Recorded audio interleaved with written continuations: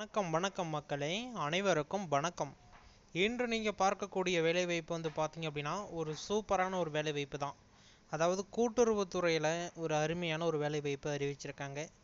38 மாவட்டத்தில் இருக்கக்கூடிய ஆண்களும் பெண்களுமே இந்த ஒரு வேலைவாய்ப்புக்கு தாராளமாக விண்ணப்பிக்கலாம். இதில் ஒரு குறிப்பிட்ட ஒரு தகவல் என்ன அப்படிங்கிறதையும் நம்ம இந்த ஒரு வீடியோவில் பார்க்க போகிறோம். இந்த ஒரு வேலைவாய்ப்பு எலெக்ஷன் வரக்கூடிய டைமில் எதற்கு இது ரிலீஸ் பண்ணுறாங்க, அதாவது 2-3 வருஷமாக ரிலீஸ் பண்ணாத வேலைவாய்ப்பு எலெக்ஷன் டைமில் எதுக்கு ரிலீஸ் பண்ணணும், அதற்குண்டான விளக்கத்தையும் நாம் வந்து பார்த்திங்க அப்படின்னா பார்க்க போகிறோம். அதேமாரி இப்போ ரீசெண்டாக வந்து ஒரு போராட்டங்கள் நடந்துகிட்டு இருந்துச்சு. அதாவது வந்து பார்த்திங்க அப்படின்னா துப்புரவு பணியாளர்கள் வந்து பார்த்திங்கன்னா எங்களுக்கு வந்து வேலையை பர்மனன்ட் பண்ணணும், ஏன்னா நீங்கள் வந்து ஆட்சிக்கு வரத்துக்கு முன்னாடியே எங்ககிட்ட வாக்குறுதி கொடுத்துருக்கீங்க அப்படின்னு சொல்லிட்டு சொல்கிறாங்க. அதற்கு வந்து பார்த்தீங்க அப்படின்னா சேகர் பாபு வாக்குறுதி கொடுக்கல அப்படின்னு சொல்லிட்டு மறுக்கிறாரு. இதனுடைய கருத்துக்களை நீங்கள் கட்டாயமாக கமெண்டில் தெரியப்படுத்தணும். ஏன்னா நாம் வந்து வாழ்கிறதே வந்து பார்த்தீங்க அப்படின்னா ஒரு ஊதியம், ஒரு ஹாப்பினஸ், இதுமாரி ஒரு ஒரு நடுத்தர மக்களுக்கு ஒரு ஹாப்பினஸ் அப்படின்னாவே அந்த சம்பளம், அதை பர்மனன்ட் பண்ணிவிட்டு ஒரு அரசு வேலையாக ஆக்கணும் அப்படின்னு சொல்லிட்டு சொல்லியிருந்தார். ஆனால் அதை பற்றி வந்து பார்த்தீங்க அப்படின்னா எந்த ஒரு இதுவுமே கிடையாது. ஓகேங்களா? உங்களுடைய கருத்துக்கள் என்ன அப்படிங்கிறத கட்டாயமாக கீழே கமெண்டில் தெரியப்படுத்துங்க. நான் வீடியோ ஸ்டார்டிங்லேயே அதுக்கு தான் வந்து பார்த்தீங்க அப்படின்னா ஒரு 2 நிமிஷம் டைம் கேட்டு உங்களுக்கு வந்து ஒரு சின்ன ஒரு இது கொடுத்துருக்கேன். அதனால் உங்களுடைய கருத்துக்களை தாராளமாக கீழே கமெண்டில் பதிவிடுங்க. ஒவ்வொரு கமெண்ட்டுக்குமே வந்து பார்த்தீங்க அப்படின்னா வேல்யூ இருக்குது. நீங்கள் வேல்யூ இல்லை அப்படின்னு நினச்சிக்காதீங்க. நீங்கள் கொடுக்கக்கூடிய ஒவ்வொரு கமெண்ட்டுக்குமே வேல்யூ அப்படிங்கிறது கட்டாயமாக இருக்குது. ஓகேங்களா? அடுத்தது என்னென்ன அப்படின்னு சொல்லிட்டு வந்து பார்த்தீங்க அப்படின்னா இந்த ஒரு வேலைவாய்ப்புக்கு யாரெல்லாம் விண்ணப்பிக்கலாம் அப்படின்னு சொல்லிட்டு வந்து பார்த்தீங்க அப்படின்னா 38 மாவட்டத்தில் இருக்கக்கூடிய ஆண்களும் பெண்களும் இந்த ஒரு வேலைவாய்ப்புக்கு தாராளமாக விண்ணப்பிக்கலாம். எப்படிங்க விண்ணப்பிக்கிறது? ஆன்லைன் மூலமாக தாங்க. அதுவும் எப்படி விண்ணப்பிக்கணும் அப்படிங்கிறது எல்லா கருத்துக்களுமே இந்த ஒரு வீடியோவில் இடம்பெற்றிருக்கும். அதனால் வீடியோவை முழுமையாக பார்த்து தெரிஞ்சுக்கோங்க. எந்த ஒரு இடத்துலையுமே ஸ்கிப் பண்ணவோ நெக்ஸ்ட் வந்து பார்த்தீங்க அப்படின்னா வீடியோவை வந்து இது பண்ணி பார்க்கவோ கூடாது. வீடியோவை முழுமையாக பார்த்தீங்க அப்படின்னா இதற்குண்டான விளக்கங்கள் தெரியும். அதேமாரி நிறைய பேர் கேட்குறது, இந்த ஒரு வேலைவாய்ப்பு எப்படிங்க உண்மையாக நடைபெறுமா இல்லை காந்தி மூலமாக நடைபெறுமா அப்படின்னு சொல்லி நிறைய பேர் கேட்குறாங்க. அதற்கு வந்து பார்த்தீங்க அப்படின்னா நம்மளால் சொல்ல முடிய, அதாவது இந்த வாயிலாக சொல்ல முடியறது வந்து பார்த்தீங்க அப்படின்னா ரெண்டுமே இடம் இருக்குது. அதாவது ரெண்டுக்குமே வந்து பார்த்தீங்க அப்படின்னா இடம் இருக்குது அப்படிங்கிற மாதிரி தான் சொல்லியிருக்காங்க. பாதி வந்து பார்த்தீங்க அப்படின்னா மெரிட் லிஸ்ட் மூலமாகவும், மீதி வந்து பார்த்தீங்க அப்படின்னா அரசியல் உள்நோக்கம் இருக்கும் அப்படின்னும் சொல்லப்படுது. இது எந்த அளவுக்கு சாத்தியம் அப்படின்னு சொல்லிட்டு உங்களுக்கு தெரியும். ஓகேங்களா? எலெக்ஷன் டைம் வந்துருச்சு. மக்களுக்கு விநியோகம் பண்ணுறதுக்கு உண்டான, அதாவது டோக்கன், நல்லா புரிஞ்சிருக்குன்னு நினைக்கிறேன், டோக்கன் விநியோகம் பண்ணுறதுக்கு உண்டான காந்தி வேணும் அப்படிங்கிறதுனால மக்கள்கிட்டேருந்தே வசூல் பண்ணுறதுக்கு உண்டான ஒரு முக்கியமான ஒரு இது தான் இப்போ எடுக்கக்கூடிய ஆட்கள் வேலைவாய்ப்பு அப்படிங்கிற மாதிரியும் சொல்லப்படுது. ஓகேங்களா? நிறைய விதமான ஆன்லைன்லேயும் சொல்கிறாங்க, நெட்டிசன்களும் சொல்லிகிட்டு இருக்காங்க. ஓகேங்களா? அதை தான் வந்து நாம் வந்து தெளிவாக எடுத்து நம்ம சொல்லிகிட்டு இருக்கோம். நிறைய பேர்த்துக்கு புரிஞ்சிருக்கும். ஏன்னா ஓப்பன் டாக்காக எதுவுமே பேச முடியாது. உடனே பேசணும் அப்படின்னா உடனடியாக கைது நடவடிக்கை ஈடுபடுவாங்க. உடனடியாக வந்து பார்த்தீங்க அப்படின்னா அரசியல் உள்நோக்கங்கள் உடனடியாக உள்நுழையும். அதனால் நம்ம வந்து பார்த்தீங்க அப்படின்னா தெளிவாக சொல்ல முடியாது கருத்துக்களை நம்ம வந்து ஓரளவுக்கு சொல்லிடுவோம். ஓரளவுக்கு வந்து பார்த்தீங்க அப்படின்னா அவங்க வந்து கேப்சர் பண்ணிக்குவாங்க. ஓகேங்களா?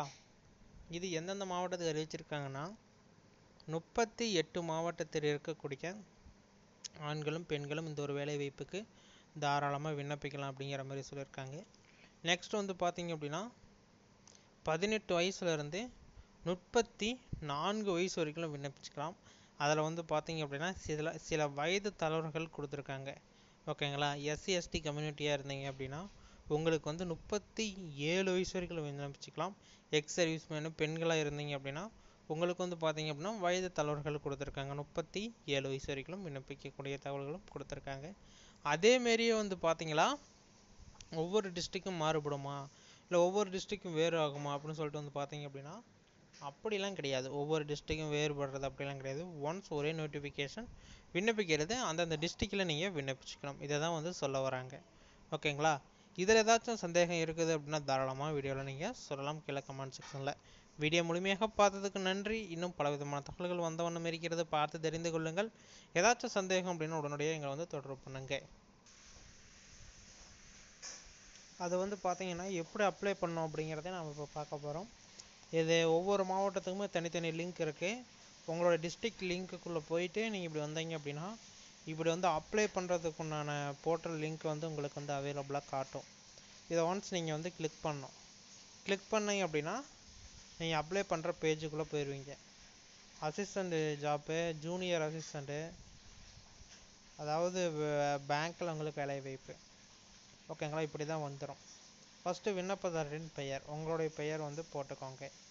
அடுத்தது உங்களுடைய date of birth, date, month, year. இப்படி கிளிக் பண்ணிங்கன்னா இப்படி வரும். இதில் எதுவோ நீங்கள் கன்ஃபார்ம் பண்ணிக்கணும்.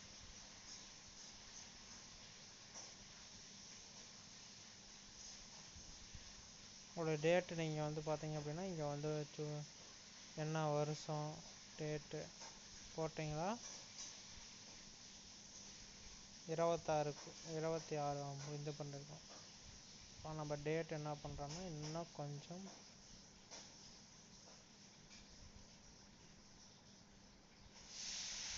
உங்களுடைய வயது என்ன அப்படிங்கிறத அதே கால்குலேஷன் பண்ணி சொல்லிடும். இந்த வயசு நீங்கள் போட்டுக்கலாம். 90, 84 கூட போட்டுக்கோங்க, 40 இதுமாரி நீங்கள் போட்டுக்கணும் உங்களுடைய ஏஜை. அடுத்தது ஃபாதர் நேமு போட்டுக்கணும். ஓகேங்களா, அடுத்தது தாயார் நேமு, மதர்ஸ் நேம் போட்டுக்கோங்க. அடுத்தது காப்பாளர் ஏதாச்சும் இருந்தால் போட்டுக்கலாம், இல்லை அப்படின்னா தேவையில்லை. அது ஒன்றும் முக்கியமான ஸ்டார் இல்லை. இந்த பக்கம் பாருங்கள், லெஃப்ட் சைடில் ரெட் கலர் ஸ்டார் இருக்குது இல்லை, அது எல்லாமே கன்ஃபார்மாக போடணும். அடுத்து திருமணமானவராக ஆகாதவராக கேட்டிருக்காங்க, அது பார்த்துக்கோங்க. அடுத்தது விண்ணப்பதாரர் பிறந்த இடம், நீங்கள் எங்கே பிறந்தீங்க உங்களுடைய பர்த் சர்டிஃபிகேட்டை எடுத்து பாருங்கள், எங்கே பிறந்தோம் அப்படிங்கிறத போட்டிருப்பாங்க. இல்லை அப்படின்னா வீட்டில் கேட்டு ஃபில் பண்ணிக்கோங்க. சொந்த மாநிலம் என்ன கிளிக் பண்ணுறீங்க, தமிழ்நாடு. அடுத்தது சொந்த மாவட்டம் என்ன கிளிக் பண்ணுறீங்க, அரியலூர். உங்களுடைய மாவட்டம் என்னவோ அது கொடுங்க. ஓகேங்களா, அடுத்தது தாய்மொழி என்ன, தமிழா, தெலுங்கா, கன்னடமா, ஹிந்தியான்னு கேட்குறாங்க. உங்களுக்கு என்ன தாய்மொழியோ அது கொடுங்க. அடுத்தது தேசிய இனம், நீங்கள் என்ன இனம், இந்துவா அப்படிங்கன்னா ஹிந்து. மதம் என்ன அப்படின்னு கேட்குறாங்க. மதம் பார்த்தீங்க அப்படின்னா ஹிந்துன்னா ஹிந்து கொடுங்க, இல்லைன்னா உங்களுடைய கம்யூனிட்டி என்னவோ அது கொடுங்க. அடுத்தது வகுப்பு, எஸ்சி, எஸ்டி, எஸ்சிஏ, எம்பிசின்னு கேட்குறாங்க. உங்களுடைய வகுப்பு என்னமோ அது கொடுங்க. வகுப்பு உட்பிரிவு என்ன அப்படின்னு கேட்குறாங்க. பன்னியர், அடுத்தது படையாட்சி, இதுமாரி நிறையா இருக்குது. நீங்கள் பார்த்தீங்க அப்படின்னா என்ன கம்யூனிட்டியில் வரீங்க அப்படிங்கிறத கட்டாயமாக நீங்கள் போட்டுக்கலாம். அதிகாரி என்ன, ஆர்டிஓவா, அந்த அப்படி உங்களுடைய இந்த சான்றிதழ் இருக்குல்ல, கம்யூனிட்டி சர்டிஃபிகேட், அதில் பார்த்தீங்களா தெரியும் எந்த யார் கொடுத்துருக்காங்கன்னு. எங்கே பார்க்கணுன்னா இந்த ரவுண்ட் சீல் ஒன்று வச்சுருப்பாங்க ஜாதி சான்றிதழில், அதில் பாருங்கள் என்ன அதிகாரின்னு போட்டிருப்பாங்க. சான்றிதழ் என்ன இங்கே போட்டுக்கணும். அடுத்தது வழங்கப்பட்ட தேதி, உங்களுடைய மாவட்டம் என்ன, அடுத்தது வட்டம் என்ன அதையும் போட்டுக்கணும். அடுத்தது மாற்றுத்திறனாளியான்னு கேட்டிருக்காங்க. ஆம்னா ஆம் கொடுங்க, இல்லைன்னா இல்லை கொடுங்க. ஆம் கொடுத்தீங்க அப்படின்னா அதுக்கு சான்றிதழ் இணைக்கணும்.